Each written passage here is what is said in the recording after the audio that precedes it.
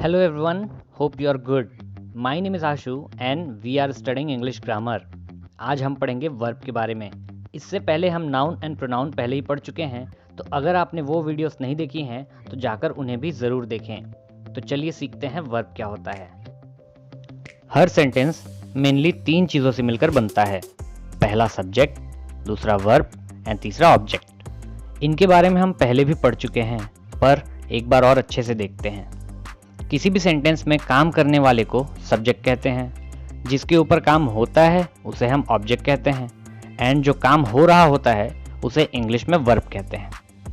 Example check करते हैं। Cat is resting on the bed, मतलब बिल्ली बेड पर आराम कर रही है। यहाँ पर कौन काम कर रहा है? कैट। तो कैट यहाँ पे सब्जेक्ट हुआ। काम क्या हो रहा है यहाँ पे? रेस्टिंग, आराम किया जा रहा है, तो रेस्टिंग यहाँ पे वर्ब हुआ। एंड किसके ऊपर काम हो रहा है?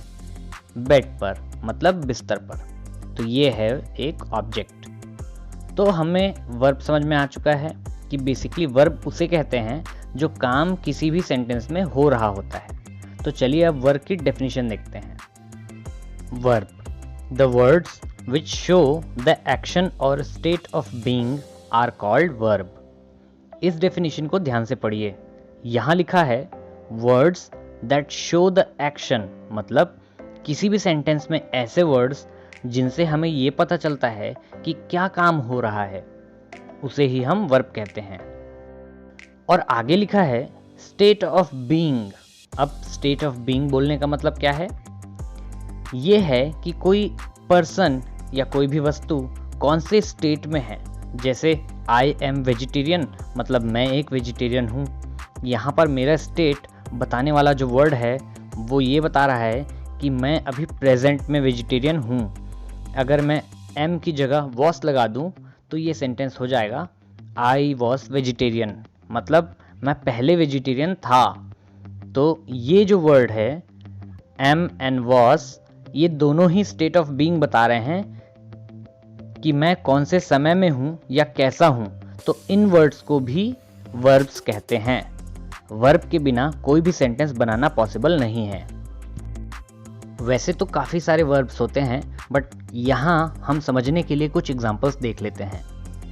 ईट, sleep, rest, walk, run, talk, is, am, are, was, were, have, has, etcetera. ये सारे वर्ब्स के एग्जाम्पल हैं। इन वर्ब्स को इनके काम के अनुसार डिफरेंट टाइप्स में डिवाइड किया गया है। चलिए उसे देखते हैं। There are 2 types of verb. First, main verb and helping verb. Main verb. Main verb वो वर्ब होते हैं जो किसी सेंटेंस में एक्शन को दिखाते हैं। Helping verb. Helping verb नाम सुनने से ही समझ में आ जाता है कि ये ऐसे वर्ड्स होते हैं जो सेंटेंस में हेल्प करने के लिए होते हैं।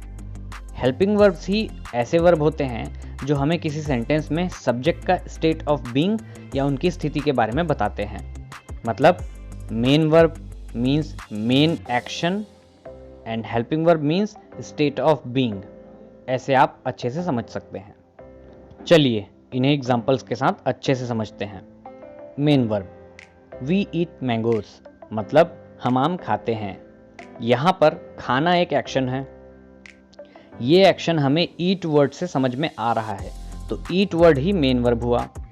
Helping verb, we are eating mangoes, मतलब हम आम खा रहे हैं।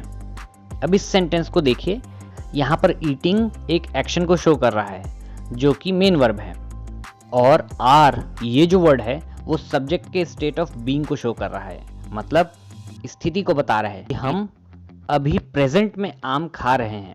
इस कारण ये वर्ड हेल्पिंग वर्ब है जो कि हमें हेल्प कर रहा है स्टेट आइडेंटिफाई करने में। मेन वर्ब को भी हम 2 टाइप्स में डिवाइड कर सकते हैं, transitive verb and intransitive verb. Transitive verb, a transitive verb is a verb that accepts 1 और मोर ऑब्जेक्ट्स। मतलब ट्रांजिटिव वर्ब ऐसे वर्ब होते हैं जिनको सेंटेंस कंप्लीट करने के लिए ऑब्जेक्ट्स की ज़रूरत पड़ती है। एग्जाम्पल, आई लाइक बुक्स, मैं पुस्तकें पसंद करता हूँ। हम जानते हैं कि यहाँ आई सब्जेक्ट है, लाइक वर्ब है एंड बुक्स ऑब्जेक्ट है। अगर मैं यहाँ ये ना बताऊं कि मुझे बुक्स पसंद है तो ये सेंटेंस इनकम्प्लीट हो जाएगा। जैसे आई लाइक मतलब मुझे पसंद है, पर मुझे क्या पसंद है, ये तब तक समझ में नहीं आएगा जब तक इसमें एक ऑब्जेक्ट ना लगा दूं। मतलब इसमें हमें ऑब्जेक्ट की ज़रूरत पड़ रही है, तो यहाँ लाइक एक ट्रांजिटिव वर्ब हुआ। चलिए देखते हैं इंट्रांजिटिव वर्ब क्या होता है। Intransitive verb, an intransitive verb is defined as a verb that does not take a direct object. मतलब इंट्रांजिटिव वर्ब ऐसे वर्ब होते हैं जिन्हें सेंटेंस कंप्लीट करने के लिए ऑब्जेक्ट की ज़रूरत नहीं होती है। एग्जाम्पल, सीता सिंग्स मतलब सीता गाती है। देखिए इस सेंटेंस में हमें सीता गाती है या नहीं गाती है ये बताने के लिए किसी ऑब्जेक्ट की ज़रूरत नहीं है, तो यहाँ अपने आप में सेंटेंस कंप्लीट है। तो यहाँ सिंग एक इंट्रांजिटिव वर्ब हुआ। अब देखते हैं हेल्पिंग वर्ब के टाइप्स। हेल्पिंग वर्ब दो टाइप्स के होते हैं, auxiliary verb and modal verbs.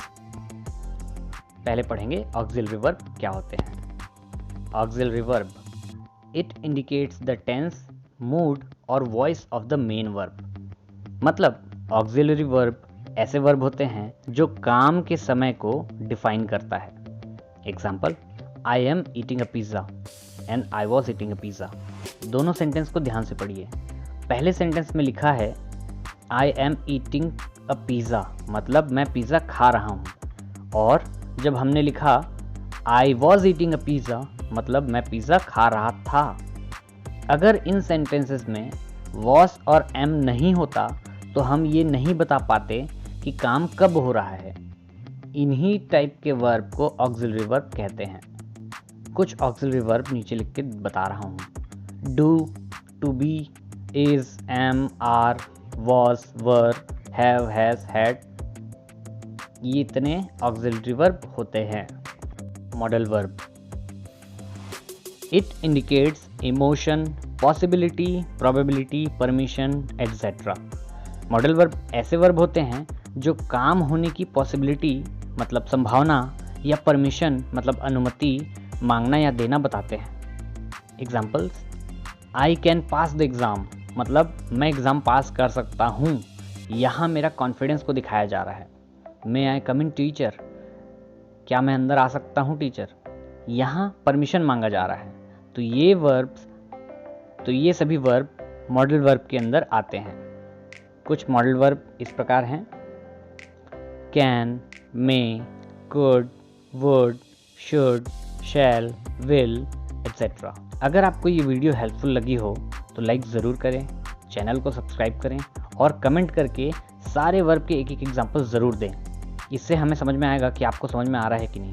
और अगर आपको कोई डाउट या परेशानी हो तो कमेंट करके हमें ज़रूर बताएं।